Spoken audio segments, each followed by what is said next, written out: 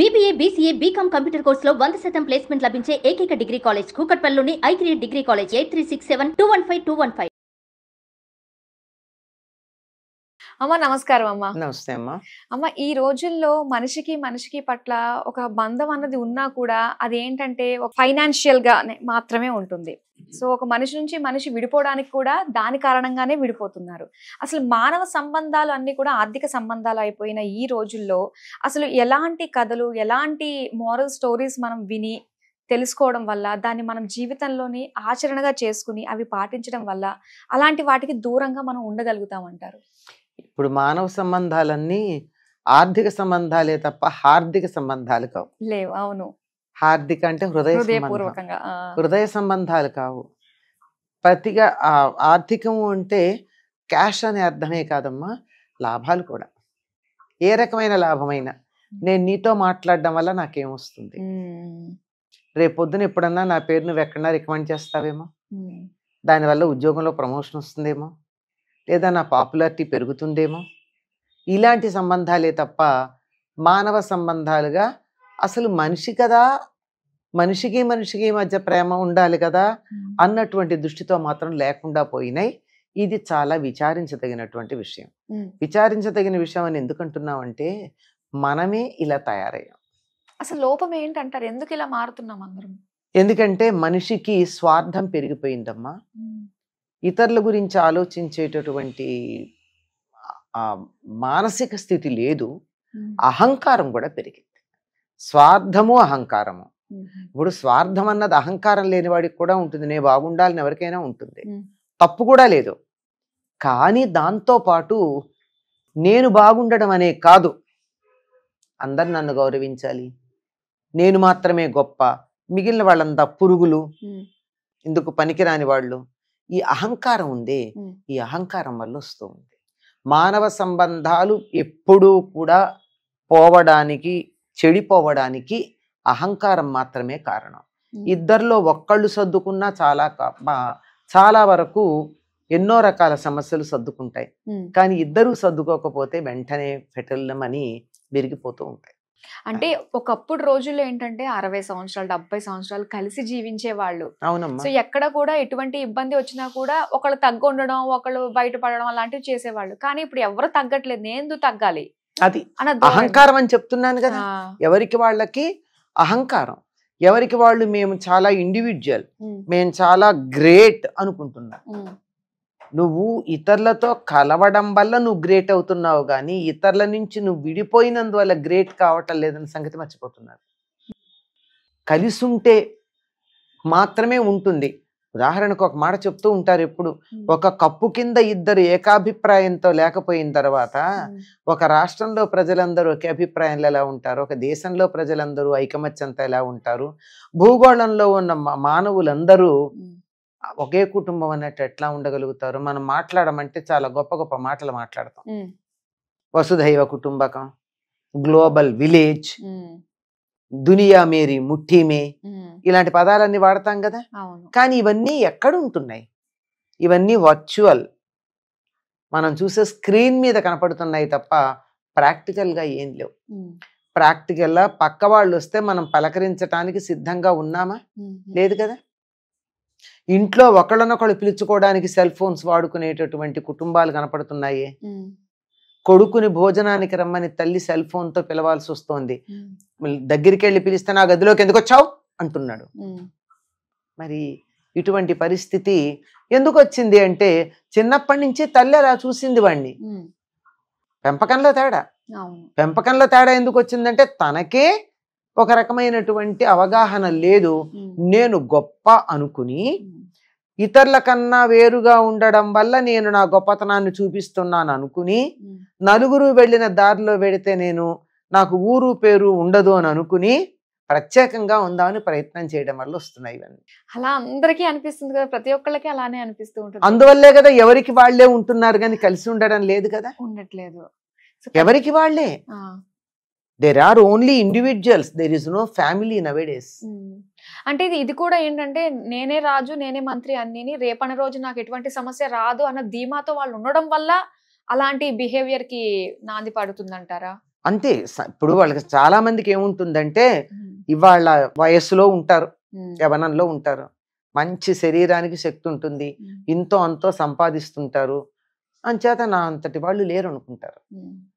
వయస్సు వాలిపోయిన తర్వాత, అంటే వృద్ధాప్యం వచ్చిన తర్వాత పరిస్థితి ఏమిటి? అప్పుడు ఎవరన్నా ఒక గ్లాసులో మంచినీళ్ళు చేతికి అందిస్తే బాగుండనిపించే సందర్భం ఉంటుంది కదా. ఇవాళ నాకెవ్వరితోనూ సంబంధం లేదు అనుకున్న వాళ్ళకి ఆ రోజున ఎవరుంటారు? ఎవరు రారు. వృద్ధాప్యం మాట వదిలేయండి, ఇవాళ ఏదో అనారోగ్యం కలిగింది, అనారోగ్యం చేస్తే ఎట్లా ఉంటుంది? నేను ఒక్కళ్ళు ఉండగలను, నేను ఒక్కడే ఉండగలను అని అనుకున్న వాళ్ళు అనారోగ్యం అయితే ఎంతమంది మీద ఆధారపడి ఉంటున్నాం? అఫ్ కోర్స్ కొన్ని సందర్భాల్లో డబ్బిచ్చి వాళ్ళ మీద ఆధారపడి డబ్బిచ్చి దాన్ని తీర్చుకుంటున్నాం. ఇప్పుడు వైద్యం మీద ఆధారపడ్డాం, డబ్బిస్తున్నాం, ఇంకెవరి మీద ఆధారపడ్డాం, డబ్బిస్తున్నాం, నాకు వండుకోవటం రాదు గనక కొనుక్కొని తింటున్నాను, డబ్బిచ్చి చేస్తున్నాం, అంతా డబ్బుతోనే వస్తున్నాయని అనుకుంటున్నారు. అది నేననేది. కానీ డబ్బుతో రానివి చాలా ఉన్నాయి. డబ్బిస్తే మందులు వస్తాయి, డాక్టర్ వస్తాడు, నర్సు వస్తుంది, అన్నీ ఉంటాయి. కానీ ప్రేమగా కూర్చోబెట్టి నుదుటి మీద చెయ్యేసి తగ్గిందా,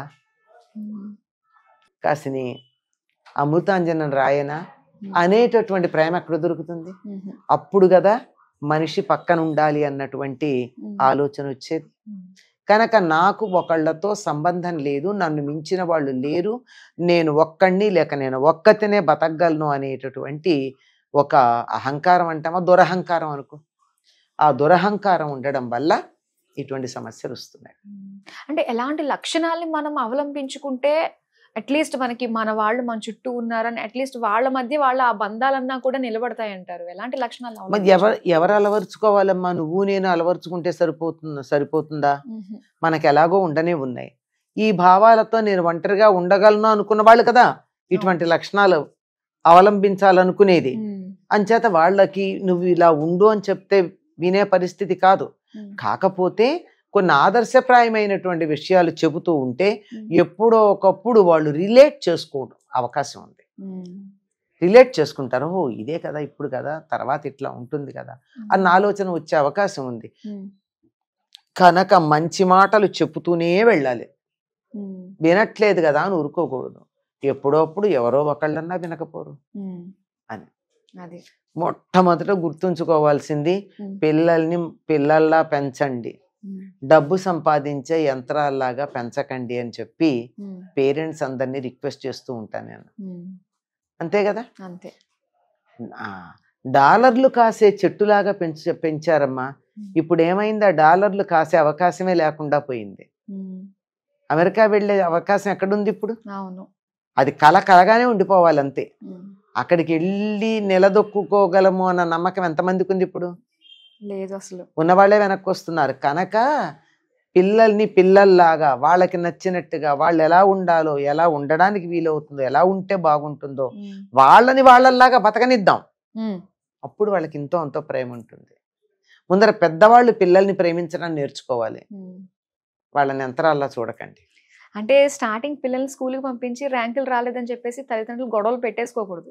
అది వద్దమ్మా, పెట్టకూడదు. అయినా చిన్నప్పటి నుంచి స్కూల్ ఏంటమ్మా, 5 ఏళ్ళు వచ్చాక పంపండి. అమ్మా మాకెక్కడండి, ఇద్దరు ఉద్యోగం, ఒకళ్ళు మానేయండి, నష్టం ఏంటి?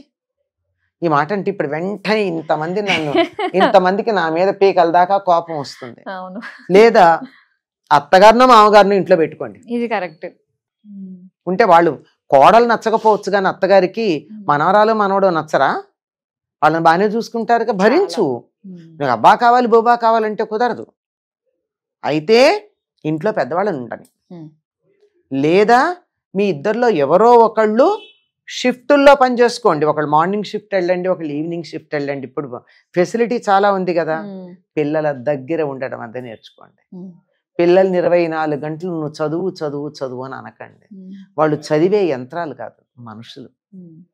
వాళ్ళకి సొంతగా ఆలోచించుకునే సమయం ఇవ్వండి. వాళ్ళతో కొంచెం సమయం గడపండి. పిల్లలతో వాళ్ళతో వాళ్ళు ఉండే సమయం ఇవ్వండి. ఎంతసేపు మనం అనుకున్నట్టు పొద్దున్న లేవాలి, స్పోర్ట్స్కి వెళ్ళాలి, కంప్యూటర్ క్లాస్కి వెళ్ళాలి, స్కూల్కి వెళ్ళాలి, ట్యూషన్కి వెళ్ళాలి, ఈవినింగ్ వచ్చాక మళ్ళీ కూర్చోవాలి, మళ్ళీ ఇంకోటి ఏదో చేయాలి. ఇంత చేస్తే వాడు యంత్రం అయిపోయి he'll be a robot, not a human. రోబోస్కి ప్రేమలు ఎక్కడ ఉంటాయి? అదే అవుతుంది ఇక్కడ ఇప్పుడు. అది వాళ్ళను మనుషుల్లా ఎదగనండి, సహజంగా ఎదగనండి. చాలా మంది పేరెంట్స్కి నేను చెప్పే మాట అది. నిజంగానమ్మా, వింటుంటేనే మనమే తప్పు చేస్తున్నాం పేరెంట్స్ అయ్యుండి కూడా. అలాంటిది పిల్లాడికి పెద్ద అయిన తర్వాత అమ్మా నాన్న మీద ప్రేమ రావాలంటే ఎలా వస్తుంది? అసలు వాడికి అమ్మా నాన్న ఉన్నారా? వాళ్ళకి మమ్మీ డాడీలే కదా ఉంది. అయ్యో, అంతే. ఆ మధ్య ఎవరో ఒక చిన్న కథ చదివాను నేను. పాపం ఒక అమ్మాయి ఇంటికి వచ్చి చెప్తుంది వాళ్ళ నాన్నకి, నాన్న ఫలానా ఎక్స్ నా ఫ్రెండ్కి అమ్మ లేదు ఉంటుంది. అదేమిటి అంటే పాపం నిజంగానే బాధపడతాడు. తర్వాత మరి ఎవరు తీసుకెళ్తారంటే వాళ్ళ మమ్మీ తీసుకెళ్తుంది అంది. అంటే అమ్మ అనేటటువంటి దాంట్లో ఉండే ఆప్యాయత మమ్మీ అనే దాంట్లో ఉండదు. మమ్మీ అసలు వాళ్ళకి మమ్మీ డాడీలే కాదమ్మా, వాళ్ళు ఎలా ఉన్నారు, దే ఆర్ ప్రొవైడర్స్ అంతే. Food providers, bed providers, books providers, everything provide చేసేటటువంటి వాళ్ళే తప్ప వీళ్ళకి మనకి మానవ సంబంధాలు ఉన్నాయన్న సంగతి పిల్లలకి తెలుసుకునే అవకాశం ఇవ్వట్లేదు. కరెక్ట్, 100% నిజమమ్మా మీరు చెప్పేది. నిజంగానే ఇప్పుడు ఎవరైతే తల్లిదండ్రులు ఉన్నారో వాళ్ళందరూ కూడా పిల్లలు ఎంగేజ్ చేయాలి అనుకుంటున్నారు, కానీ వాళ్ళు ఎంత తప్పు చేస్తున్నారో అన్నది మర్చిపోతున్నారు. ఎందుకంటే నేను అలసిపోయాను ఉద్యోగం చేసి వచ్చి, వాళ్ళు దూరంగా వెళ్ళిపోతే నాకు హ్యాపీ, నేను కాస్త వాళ్ళని పంపించేసి నేను రిలాక్స్ అవుతాను అనుకుంటున్నారు. మీరు అడగచ్చమ్మా మీరు ఎలా పెంచారు? నా పిల్లల్ని వాళ్ళు ఇష్టం వచ్చినట్టు పెరగనిచ్చాను, హాయిగా పెరిగారు. చాలా బాగా తెలియజేశారమ్మా. ప్రతి ఒక్కరికి కూడా గుచ్చుకునే మాటలే మీరు మాట్లాడారు. కొంచెం అంతే చెప్పానికి ఇక్కడ దాకా. ఇప్పుడు దీని కింద మీకు ఎంతమంది ఎన్ని కామెంట్స్ చేస్తారో నాకు తెలుసు, అందుకే ముందరే చెప్పా. నేను ఆ విధంగానే పెంచాను తప్ప కూడని పద్ధతిలో ఏం లేదు. వాళ్ళు చాలా హాయిగా ఆనందంగా మానవ సంబంధాలతోనే పెరిగారు. ఇప్పుడు నాతోనే కాదు, ప్రపంచంలో ఏ మనిషితో అయినా అంత ప్రేమగానే ఉండగలరు వాళ్ళు. అదే కదా, పెంచిన విధానం పెంపకంలోనే మనకు అంతా పిల్లలో కనిపించిపోతూ ఉంటుంది. సో వాళ్ళ పిల్లల్ని కూడా అలాగే పెంచుకుంటున్నారు వాళ్ళు. చాలా మంచి విషయాలు తెలియజేశారమ్మా. ప్రతి ఒక్కళ్ళకి ఈ వీడియో రీచ్ అవ్వాలని మనస్ఫూర్తిగా కోరుకుంటూ మంచి విషయాలు తెలియజేసినందుకు ధన్యవాదాలు. థాంక్స్ అమ్మా.